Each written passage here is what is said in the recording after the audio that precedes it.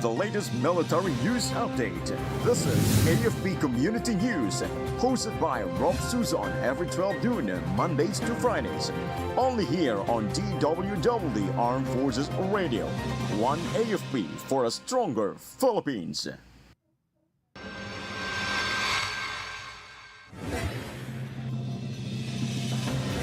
AFP Chief honors wounded soldiers in Basilan ambush.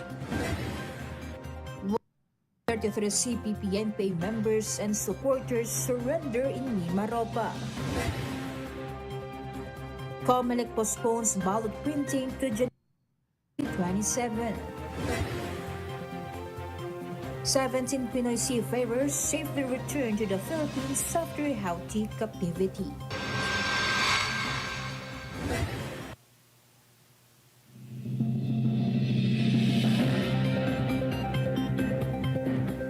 Hello to everyone, especially to our troops at Camp Emilio Ginaldo in Quezon City. Today is Friday, January 24, and this is AFP Community News, your source for the updates on the armed forces and other developments across the country. I am Rofh Suzon-Abay, here to bring you today's stories. DWDD Armed Forces News. For the brief overview of our news, Armed Forces of the Philippines Chief of Staff General Romeo Brawner Jr.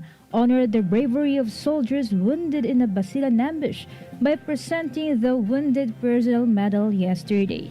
The recognition took place during his visit to the Western Mindanao Command. General Brawner assured the soldiers and their families of full military support, including access to top medical care and recovery assistance. He also visited the 101st Infantry Brigade headquarters with Westmincom Commander Lieutenant General Antonio Nafarrete, receiving a security briefing as part of efforts to enhance Mindanao's security. DWDD Armed Forces News. The Armed Forces of the Philippines launched intensified joint operations with law enforcement agencies to capture those responsible for the deadly encounter in Sumisip, Basilan. AFP spokesperson Colonel Francel Margaret Padilla confirmed that the government has also filed a protest through the Government of the Philippines Coordinating Committee on the Cessation of Hostilities, citing violations of the peace process by the Moro Islamic Liberation Front. The attack, led by armed groups Nahal Buena and Oman Hahal Halis, with some MILF members, resulted in 2 soldiers killed while 12 soldiers were injured. The Philippine Army expressed heartfelt condolences to the bereaved family and pledged support for both the fallen soldiers' families and the injured personnel. Armed Forces Radio. On the other line, let us hear more from Jai about JDF Central proposes artillery live fire exercise in Maguindanao del Norte. Rofh, the Joint Task Force Central Artillery Units presented a proposal for an artillery literal live fire exercise to the Sangguniang Bayan of Dato Blas in Suat, Maguindanao del Norte. Representatives from the Philippine National Police, Philippine Coast Guard, and Bangsamoro ministries attended a session with local officials expressing support for the said exercise. The initiative aims to enhance the region's defense capabilities while ensuring community safety and environmental protection. Collaborative efforts between military and civilian agencies are highlighted as key to the exercise success.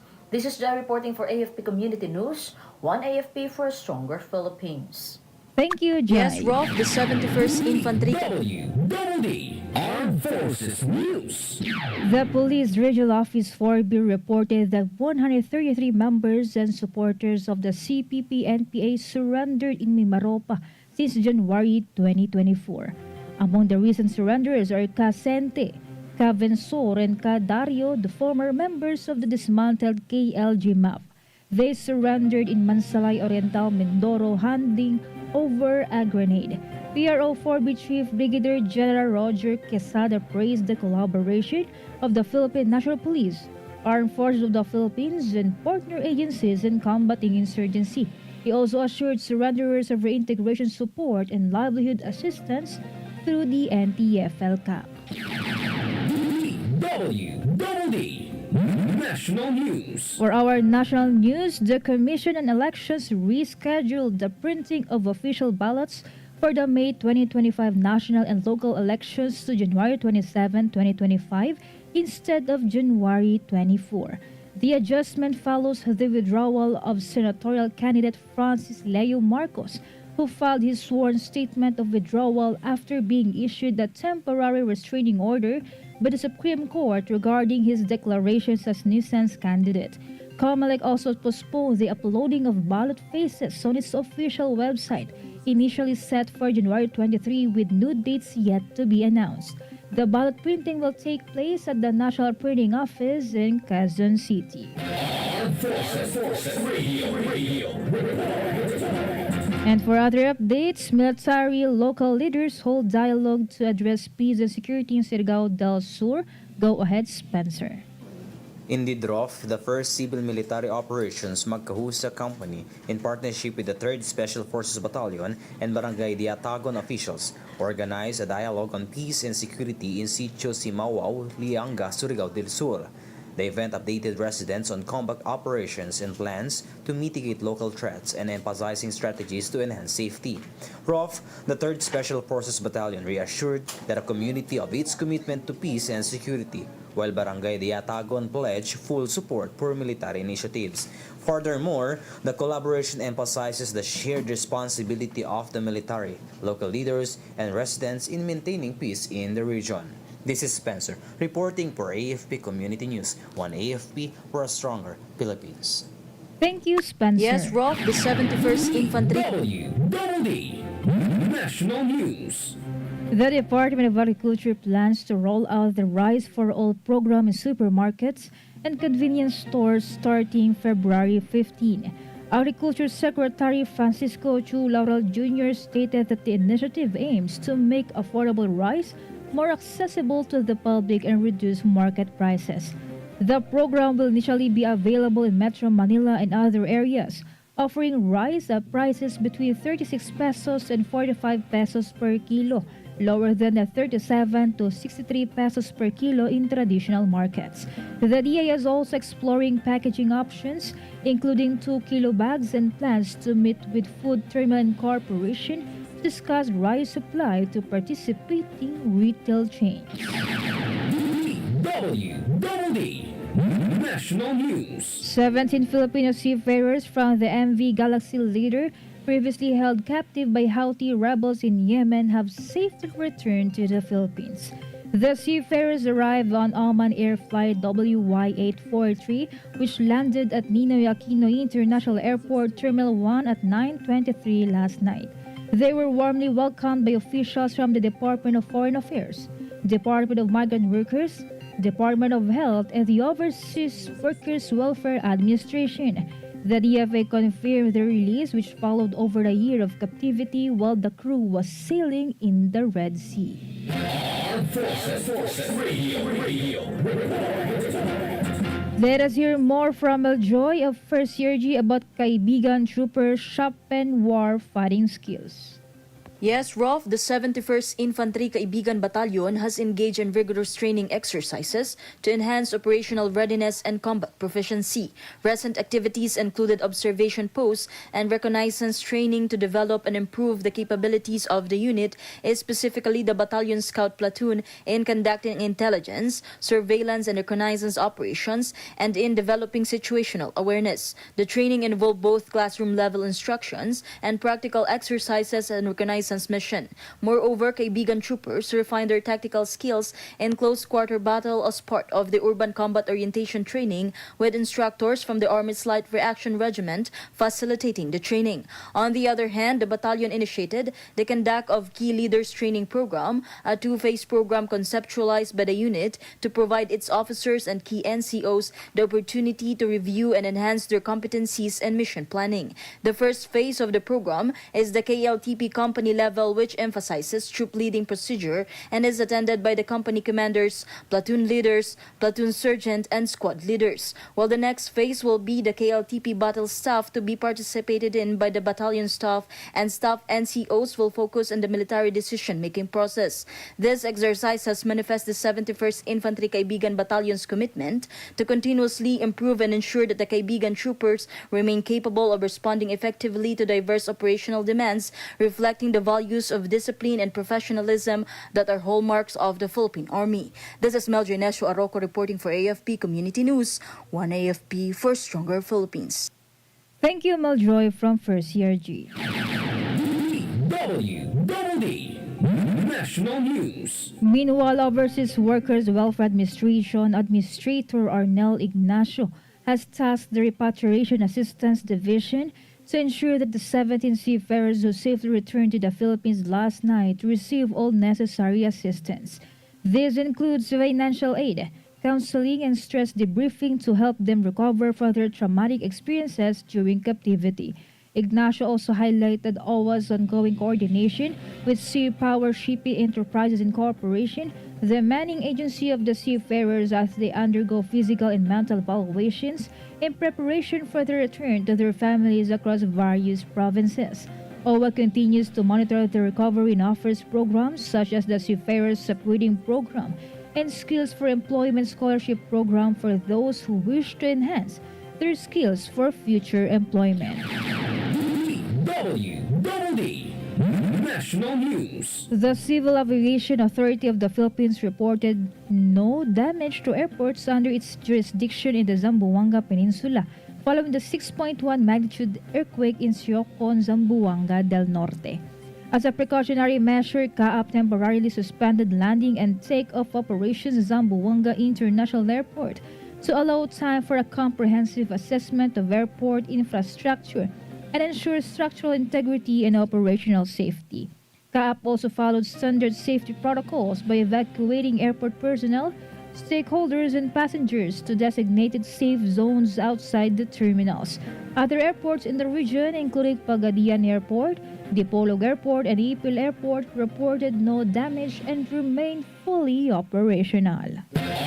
Forces Radio. And from NOLCOM, let us hear some information from Juan about BRP Cabra successfully prevents China Coast Guard vessel from approaching Zambales closer. The BRP Cabra continues its vigilant monitoring of the illegal presence of the Chinese Coast Guard vessel with bound number 3103 within the Philippines' exclusive economic zone. The strategic maneuvering of BRP Cabra has effectively kept CCG 3103 from getting closer to the coastline of Zambales. Through the seamanship skill of the Philippine Coast Guard personnel aboard, CCG 3103 has been successfully pushed further away and it's now located approximately 80 to 90 nautical miles of the coast of Zambales. Additionally, the crew of BRP Cabra has consistently conducted hourly radio challenges to remind the CCG crew of China's blatant violations of international law. The Philippine Coast Guard remains committed to safeguarding the nation's maritime rights and ensuring the enforcement of international maritime laws while avoiding any escalation of tensions. This is John Sagaok reporting for AFP Community News, 1 AFP for Stronger Philippines. Thank you, Juan from NOLCOM. DWDD National News. For other development story, the Commission on Elections is studying the possibility of placing Sumisip Basilan under its control following a violent clash between the military and the Moro Islamic Liberation Front, which resulted in the death of two soldiers and left 12 others wounded. Comelec Chair George Erwin Garcia stated that while the incident is not directly election-related, the Commission is reviewing measures to ensure security for the upcoming elections. He highlighted the importance of reviewing areas of concern, particularly those with ongoing conflicts. According to the initial list from the poll body, 32 areas are currently categorized under red, indicating serious armed threats and past election-related incidents. DWDD National News. The Philippine Institute of Volcanology and Seismology has reported 82 aftershocks following their magnitude 5.8 earthquake that struck southern Leyte.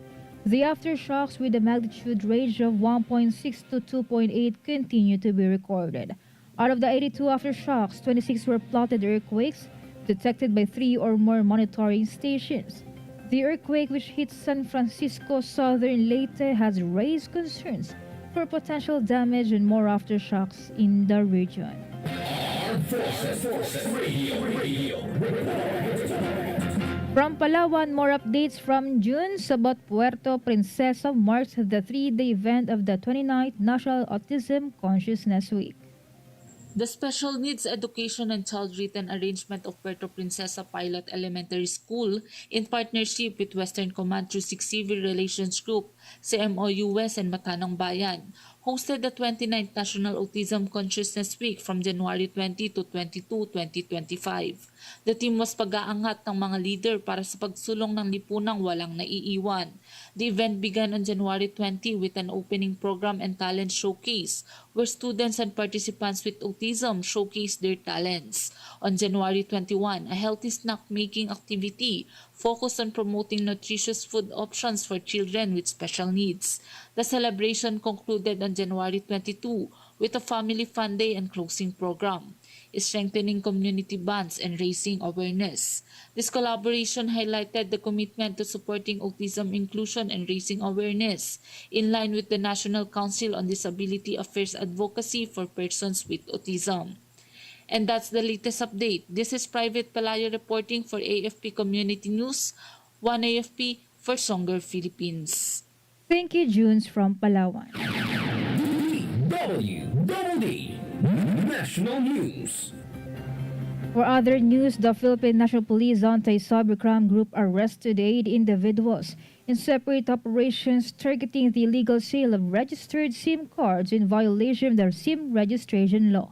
Authorities apprehended Nonoy in Paco, Manila for selling registered SIM cards for 800 pesos each and verified e-wallets for 1,500 pesos.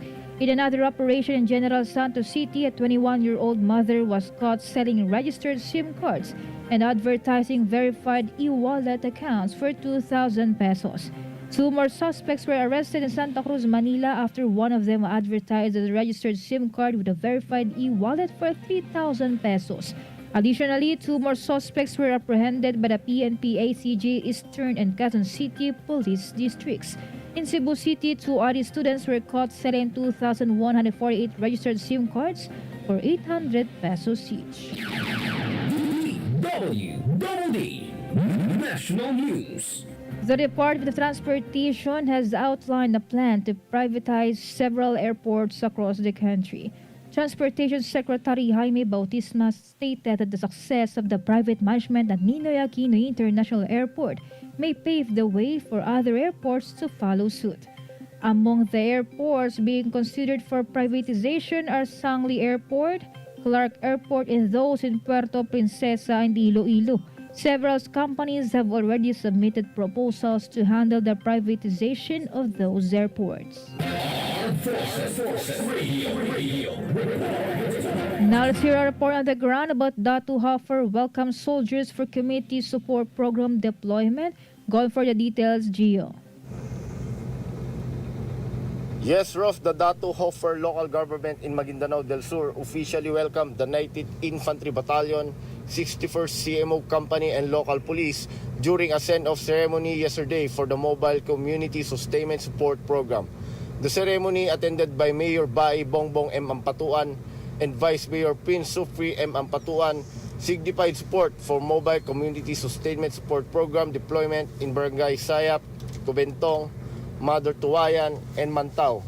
Mobile Community Sustainment Support Program aims to strengthen government-community ties, combat violent extremism, and protect youth from recruitment by terrorist groups while addressing local issues and delivering essential government services. Lieutenant Colonel Roel Gavilanes, commander of the 19th Infantry Battalion, expressed gratitude for the community's support. This is Gio reporting for AFP Community News, 1 AFP for a stronger Philippines. Thank you, Gio. And more updates from Beth Tañete about 4th CMO Battalion bolsters collaboration with DICT, DOST for connectivity and communication. The 4th 7 Military Operation Kasaligan Battalion, led by Lieutenant Colonel Napoli P. Cariazo, strengthened ties with the Department of Information and Communications, Technology and Department of Science and Technology Caraga during courtesy visit on January 22. He discussed internet connectivity via GovNet and communication system enhancement with the ICT Regional Director Mario P. Cunyado, the DOST Assistant Regional Director Ricardo N. Valera. He emphasized that partnerships are vital for mission success, aiming to modernize communication capabilities and improve service to the public. This is Betanieta reporting for the AFP Community News, one AFP for the stronger Philippines. Thank you, Bethaniete. DWDD National News. A screener intercepted undeclared cash amounting to $273,905 from a passenger at Ninoy Aquino International Airport Terminal 3. X-ray operator Yvonne Duwali noticed an opaque image on the X-ray monitor while conducting routine security checks. The undeclared cash, equivalent to over 16 million pesos, was found in the baggage of a Hong Kong-bound passenger. The Office for Transportation Security called the passenger for a manual inspection, confirming the cash bundles. The Philippine National Police Aviation Security Group and Bureau of Customs were notified for further actions. DWDD National News. The Department of Transportation is considering the construction of an underground rail line in Cebu to help ease vehicular traffic. In an interview, DOTR Undersecretary for Planning and Project Development Timothy John Batan said the idea was first discussed with Cebu Governor Gwendolyn Garcia last 2024. The project is part of the DOTR's plan to reduce congestion through public transport. Batan emphasized that the project will undergo a feasibility study with the involvement of the provincial government to ensure it meets local needs. The proposed subway will connect Danao City to Carcar City, covering 50 to 65 kilometers. The feasibility study is currently assessing the required capacity for the subway.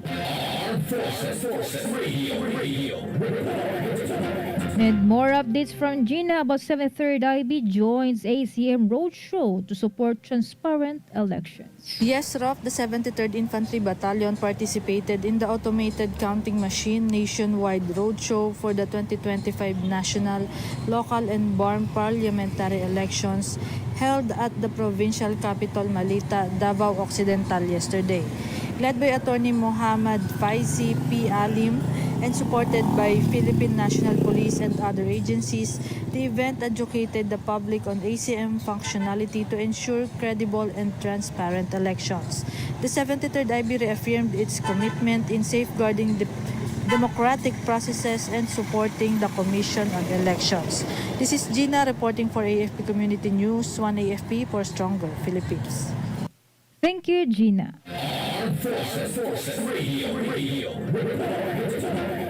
From Solcom, let us hear from Senaba 3rd IB participates in counter-insurgency meeting in Sorsogon City. Lieutenant Colonel Joy Villanueva, commanding officer of the 31st Infantry Charge Battalion, along with his staff, attended a meeting on counter-insurgency efforts and situation update in the province of Sorsogon led by Eric Franco Ravanilla, Sorsogon Provincial Administrator, on January 2022. The meeting was also attended by representatives from the Philippine Coast Guard, Philippine Drug Enforcement Agency, and Philippine National Police Sorsogon. The meeting discussed the current state of peace and order in the province, counter-insurgency efforts, and measures to further improve security and safety in Sorsogon. Emphasis was placed on the need for continuous coordination between the military and other security agencies to sustain progress and peace programs. The significant achievements and contributions of each agency in maintaining order in the province were also shared. According to Lieutenant Villanueva, the unity and cooperation of each agency is essential to achieve a long-term peace and prosperity. The meaningful discussion made it possible to formulate strategies and plans for more effective response to security challenges while strengthening the trust and support from the citizens of Sorsogon. This is Sena from Solcom reporting for AFP Community News, one AFP for stronger Philippines. Thank you, Sena from Solcom. DWDD National News. The Department of Justice will strengthen its anti-cybercrime initiatives this year by conducting advanced technological and forensic training for its personnel and law enforcement units. DOJ Undersecretary Raul Vasquez emphasized that the DOJ aims to significantly improve its fight against cybercrime in 2025 through capacity building and enhanced collaboration with other government agencies, particularly within the judiciary. The department's Office of Cybercrime will continue to lead efforts in formulating and implementing strategies to curb cybercrime across the country. The office also handles international mutual assistance and extradition for cyber-related matters. DWDD Armed Forces News. And that concludes today's broadcast. Thank you for tuning in, especially to our audience on AFP Radio DWDD's Facebook page. Be sure to join and catch us again next week for more stories and updates, same time and same station. Once again, this is Rofh Suzon-Abay for AFP Committee News. One AFP for a stronger Philippines. Behold the latest military news update. This is AFP Community News, hosted by Rofh Suzon every 12 noon, Mondays to Fridays. Only here on DWDD Armed Forces Radio. One AFP for a stronger Philippines. Ito ang DWDD 1134 kHz AM. Balita, impormasyon at musika. Ito ang DWDD AFP Radio. Boses ng Kawal Pilipino. Kayo ay nakatutok sa DWDD AFP Radio. Kami po ay kasapi ng KBP, Kapisanan ng mga Broadcaster ng Pilipinas.